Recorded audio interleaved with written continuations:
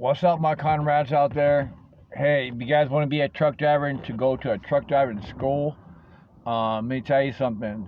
If you have to pay for your truck driving school, and if you have to sign a contract to drive for them, don't do it.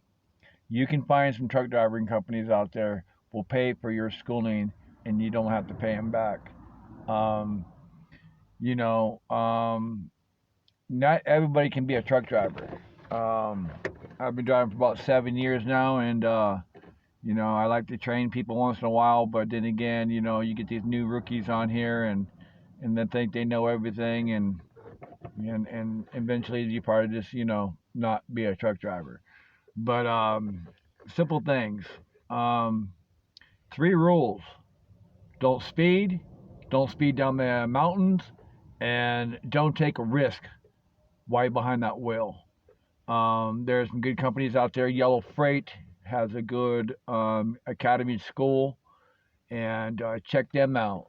They pay for your schooling, they pay for your hotels, they pay for your food, and they have rental cars. And if you have your own car and you're driving there, get your gas tickets, and they'll pay for all that too. Plus, one of the companies out there is give you pretty good salaries to drive for them. Um, Yellow is really good company out there. But three rules with the trainer, and you're out there with the trainer. I'm in the back of the cab, and I'm supposed to be sleeping, but I'm watching you, and I have a navigation on how fast you're going. I know how what you're doing if you're making the truck rocket back and forth on down the mountains. If you're in the snow, it just if you drive in a truck in the summertime, you get through it for 1 year, the one whole summer, you're still not a truck driver, okay? You're a freaking rookie, all right? So if you start out in the wintertime and you go in through the wintertime for the first winter, then you would be a real truck driver because the winter will kill you. And if you can get it through winter and not kill yourself or wreck your truck or kill somebody else out there, eventually by the next summer you'll get that summer on you and you hit that winter again. You're gonna know because you're gonna know you're gonna be a great truck driver. But the problem is this: what you learn in school, you might as well throw that shit out the window. Okay, it's all different out here. So you say if you're driving down, in the snow on the 40 or the 70 or whatever, and you're driving on the snow and you got black ice, whatever, and it's late at night and you have teams and shit, and you see a lot of trucks go by you, boom, boom, boom, boom, boom, and you want to follow them and you want to speed up yourself and follow them, that is a no-no. Why? Because those are rookies are passing you up. Those are young teams on there, don't know what they're doing, and eventually they will wreck and kill themselves down the road. You stay back and drive safe and drive the speed limit. Now, and you're in the snow and you're in the black ice and it's pretty slippy out there and you know it's dangerous, you do 35 miles an hour. And stay 35 miles an hour because you're control of the truck. And if something happens, you're not going that fast and until you can kill your bunkie or you're going to kill yourself or injure somebody else out there. So slow down. And the way how to back up your trailer is not by looking at the tires. It's by looking at your DOT bumper. You have the small bumper way back in the trailer. You have the DOT bumper on this end, on the driver's side, way back there on the end of that DOT bumper. You want to keep an eye on that DOT bumper. If you have two diesels right like this and you want to get in between those two diesels, you watch your DOT bumper and you put a B10 line from your DOT bumper all the way up. Well, let's put it here. From your DOT bumper, you want to put it all the way down by that diesel you want to back into. Try not to back into the diesel, but in between the two diesels. You take your DOT bumper and you're in your S turn, and your diesel's kind of cocked a little bit so you can see your DOT bumper. Put a B10 line all the way to that cone and follow that DOT bumper to that fake line all the way to that cone, and you will back that truck up 100% the correct right way. As soon as you get that DOT bumper around the corner, like this, and you can't see your DOT bumper no more, then you can look at your tires. and follow your tire around so you can get in between those two trucks. But again, if you're a young guy out there or a young woman out there and you're all driving, you want that great career, you know, don't go fast. If you see people speeding up and flying by you and stuff, and you know it's dangerous out there and you want to follow them, don't follow them, because they, like I said, they're young rookies. They don't know what they're doing, and you wonder why, you know, there are a lot of wrecks on the road, man, because they will slip and slide and wreck. I've seen it all the time. And you wonder about all the old timer drivers. They're behind you. The old drivers behind you had that 20, 15, 10 years. They're all behind you, watching you passing them up, okay? Because they're driving safe. They're driving slow so they can get home, you know, because they have whatever, kids or no kids, wife or no wife, single guys out there, whatever. But you will make it if you slow down. If you have to change your tires and there's no way to get off that freeway, or like you're on the 70 going through the tunnel, and says you have to change to get through the tunnel, then go ahead and change. But if you're going through, you know, the 70 or the 80, whatever, and you think you have to change because it's too snowy out there, pull off the freeway.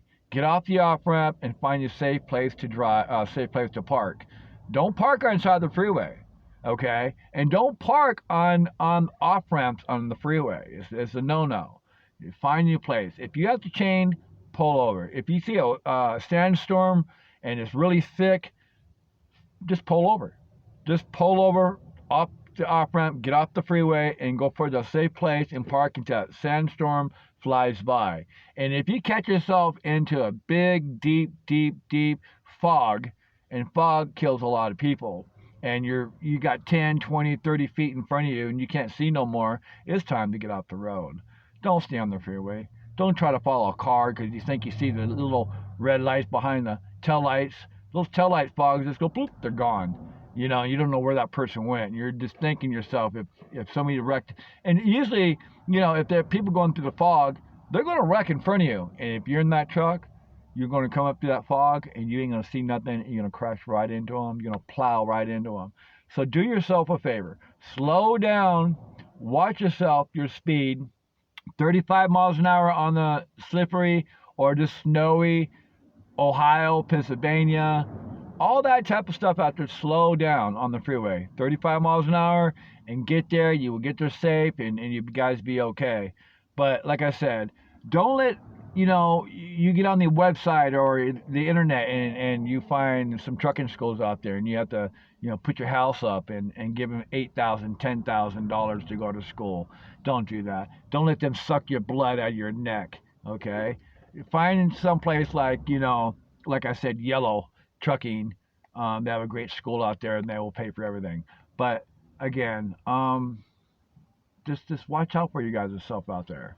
You know, it's a beautiful career. If you want that career to last a very long time, don't smoke drugs, don't drink, don't do shit. We don't do that on the trucks, man. There's a lot of, there's over, what is it, 55,000 truckers out there, probably newcomers out there, which don't have no license no more. And because they caught drugs and alcohol on their trucks. Don't do that. You know, and if you have a clearinghouse on you and you went through the clearinghouse and you got the clearinghouse and nobody wants to hire you and you're thinking your life and your career is over, it is not. Okay? Because I got clearinghouse and I got alcohol and THC on my clearinghouse. But clearinghouse states to go back to work. And you will find people out there will pick you up with your clearinghouse and you will go back to work and you will go out there and whatever you've done, rubbing CBD oil on your leg, when you have injury, whatever, that gives you, you know, THC in your system, whatever. But, you know, try to stay clean, try to be a good truck driver out there. Don't, you know, again, when I first came out there, I was like, you know what? Choom, choom, choom, all these people flying by like they know what they're doing. You know, I was a rookie. I was like, well, I speed up and keep up with them because they will get me through all this. No. The way you're going to get through all this if you slow down. Make sure your bunkie don't die behind you, man. Your life is in his hands while he's sleeping. Slow down. There's no rush to get that load there. There's no rush to get there. You have a certain time to get there. You have certain hours to drive, and just do what we want you to do out there. Because if I catch you in my truck and I'm training you and you're over speeding and you're going fast down hills and you're in the snow and you just on a straightaway and you're just going a little bit too fast, look, you have one warning. Because I would not give you the second warning. I would take you to the terminal. I would drop your sorry ass off, and you ain't gonna drive my truck no more. I will drop you off. If you think if you can get behind that wheel and you've got full control of that truck, you don't have full control of that truck. You have to learn what that truck can do for you. I drive for a long time and I love my truck. I love driving, and I get out there and I go through, all the 48 states, man. I went to New York one time, New York, and it was cool. They say if you go in New York, you walk out with a wreck or a ticket. I never got none of them, you know what I mean? But I went in there safely and got out safely. But on all the 48 states out there, I've done all that, and I love it, you know what I mean? And, so just be careful. Be careful, because you know what? Truck drivers do have a bad rep out there. People talk shit about us, and that's messed up. Just be safe. Keep your trainer safe in the back, or your partner safe in the back. Slow down, because you don't want him driving that way while you're sleeping. You don't want that. Because I guarantee, when he wrecks that truck, all that cab behind the seat is all gone. And you is the one in the front seat. And you have to live with you're killing your partner in the back. So slow down, okay? So there's no rush to do anything like that, So a couple other things about, driving truck. They all going to teach you in school. Bridges freezes before freeways, and if you go through a tunnel, it's going to be windy on the other side, and all that type of stuff. You know what I mean? But all I know was when I was coming off the Grapevine, or coming down the Dead Man Pass up there, and you guys will find that out. You know what I mean? It's very scary. I was going down the hill and off Dead Man Pass up there, and my truck was speeding up, going faster and faster, and I couldn't slow it down. And it was going into an S turn, going all the way down. And I thought, this is where I'm going to die. This is it. I'm going to die right here. Did I wake up my trainer? No. I had no time to wake up my trainer, because I was so scared and so involved in driving that truck, trying to keep it on that road, because it's a very icy, snowy coming down that, that Dead Man Pass. You know what I mean? I got to the bottom of the hill, and it leveled off, and I slowed down, and I looked like a deer in headlights. I was turned like totally white.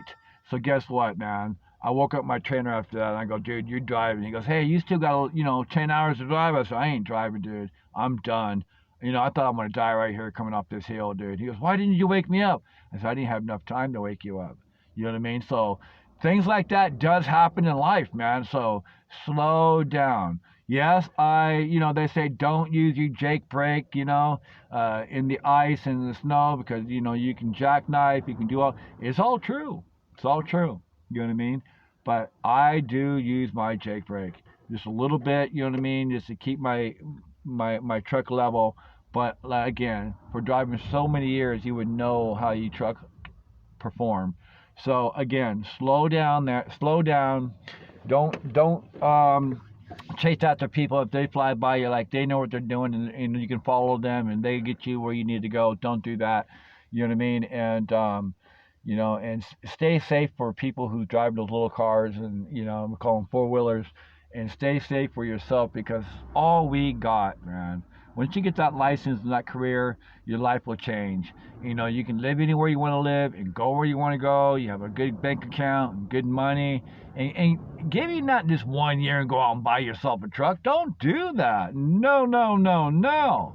Go out and talk to everybody. Talk to everybody. Wait for a year, 2, 3, 4, 3 years before you go buy yourself a truck. Because in that 3 years, you're gonna know, you're gonna know a lot of things about that truck, how you can keep that truck on the road, how much money it's gonna cost you to keep that truck on the road, and you would talk to everybody around you who are owner operators and see how what they went through, so you don't have to go through all that stuff. So I just hope my video does really good. No, I don't have those little fingers up here like everybody else does. Hit that notification bell, subscribe to my channel, give me some thumbs up and some thumbs likes up there. Yeah, I need a facelift a little bit, but that's okay. We all get old out here. But again, I love driving truck, and I hope I see you guys out there. And right now, the thing's going with high prices and gas prices and food prices so high today, and everything out. It's not good to buy a truck right now. Wait till everything comes back down. In reality, gas prices come back down and shit. You know what I mean? Then you can go out and try to purchase you guys a diesel out there. But just stay safe out there, and find yourself a school. It's not going to suck that blood out your side of your neck, and you get a mortgage on your house, and you have a mosquito there sucking your blood, because you guys are new. You're brand new, and you're so excited to get out there and get that your license, and get behind that wheel, and you will do anything to get there because your life is crap. I've been there, I know, but don't do that. I'm not gonna say anything. Swift, junk. They have a good academy, but the junk.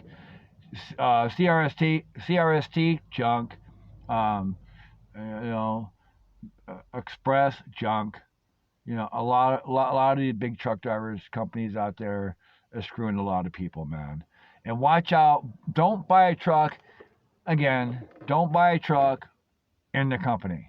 Don't do that, because when you get your last payment on that contract, on that fine print, it says a balloon payment.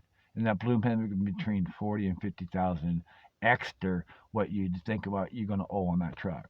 So don't do that. Go outside, go to a dealership somewhere out there, Peterbilt, Freightliner, Volvo, whatever, and go buy yourself a truck and bring it in. You're going to have a lower payment. Buying a truck with the company, you got to pay it off weekly. You come out here, you do it monthly.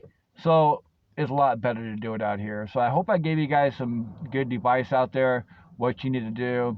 Try Yellow. Yellow Trucking Company has a great academy school, and I guess they got $16 million to open up a lot of more academies, schools, and throughout the states. Yellow, they don't take newcomers. They don't take people out of schools. Yellow was a company like a union, and everybody who worked for Yellow had a lot of time underneath their belt before they came on with Yellow. But right now, because we need truck drivers, and we're shortage of truck drivers and stuff like that, we're not really short of truck drivers. Don't get that wrong. I tell you what, like all the ports, where all the ships come in out the ports and stuff like that. All those people working at the ports, and all those people driving those diesels to take that shipments off the ports to bring them to the warehouse so we can pick them up, they're at home collecting a check. They don't want to go back to work. That's why we're all screwed up right now, because all these people are supposed to be working at the ports or at home, not doing their job. So if they can't do their job, we can get our loads to take them to where we need to take them, because the ports takes them to the warehouse, and the warehouse breaks them all down, builds them all back up, and we pick them up into our loads, and we ship them across these United States. So, it's not because we need truck drivers. No, we have plenty of truck drivers on the 48 states. We're all traveling on there. We know I'm out here every day. But like I said, everybody's at home collecting a check, and they don't want to go back to work. And when you talk about truck drivers, we're talking about people working at the port, San Diego's, Los Angeles.